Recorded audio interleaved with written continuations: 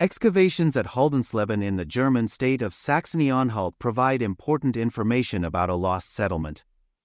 Since May 2024, the State Office for Monument Preservation and Archaeology (LDA) Saxony-Anhalt has been conducting archaeological investigations on the site of the Hermes Fulfillment GmbH shipping center in Haldensleben. The excavations are taking place in an area immediately east of an extraordinary castle complex from the High Middle Ages, from AD 1000 to 1300, that was excavated in 2010-11. As part of the renewed investigations, significant settlement findings from the Bronze and Iron Ages as well as the Middle Ages were archaeologically documented. The earliest phase of settlement dates from the Bronze Age, circa 2200 BC to 750 BC, where the researchers found various settlement pits, ceramics, animal bones, and a well containing a fully intact vessel. Undoubtedly, the most interesting discoveries of the excavation were the remains of looms from the 11th and 12th centuries and a large underground structure where remnants of looms and numerous weaving-related items, such as loom weights and spindle whorls, were found.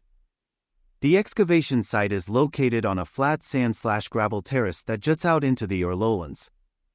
Due to the extremely favorable location of the site on the river in terms of traffic and settlement topography, it is not surprising that it was already in use before the Middle Ages.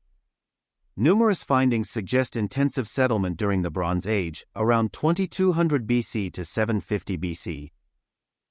In addition to settlement pits, a well into which a completely preserved vessel had fallen was uncovered and numerous settlement finds such as ceramics and animal bones were recovered. The most interesting find from this era is a bronze eyelet headband from the Ongetitz culture. Numerous settlement finds from the Iron Age, approximately from 750 BCE to the beginning of the Christian era, were also uncovered. A lime kiln is particularly noteworthy from this period. Before the construction of the fortress found in the 2010 to 2011 excavations, which dates to the second half of the 11th century, the terrace along the river remained a significant occupation site during the early and high medieval periods, particularly in the 9th and 10th centuries. Excavations have uncovered 12 underground buildings and numerous posts of above-ground structures.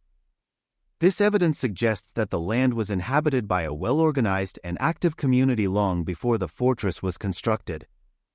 Remains of small ovens were uncovered in some of the sunken buildings from this older phase.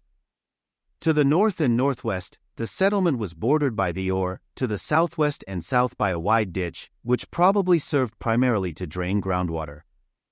In the 11th/12th century, the settlement, which was now connected to the already known, mighty castle complex in the southwest, expanded southwards over the ditch. A pointed ditch was dug to secure the castle settlement. However, no remains of the assumed associated fortification wall have survived. Some of the pit houses in the settlement are unusually large. Of particular importance is a larger pit house, in which traces of looms and numerous loom weights and spindle whorls provide evidence of textile production. This building appears to have been a textile production center, a characteristic feature of settlements around lordly fortresses in this era. Some of the above-ground structures are notable for having sophisticated heating systems. The remains of complex stone ovens that, because of their design, enabled homes to be heated without emitting smoke were discovered by archaeologists. One building even featured a stone cellar, a unique element that suggests it may have served as a safe haven or as storage. According to the finds, some of the houses were in use even after the destruction of the adjacent castle in 1167 until the end of the 13th century.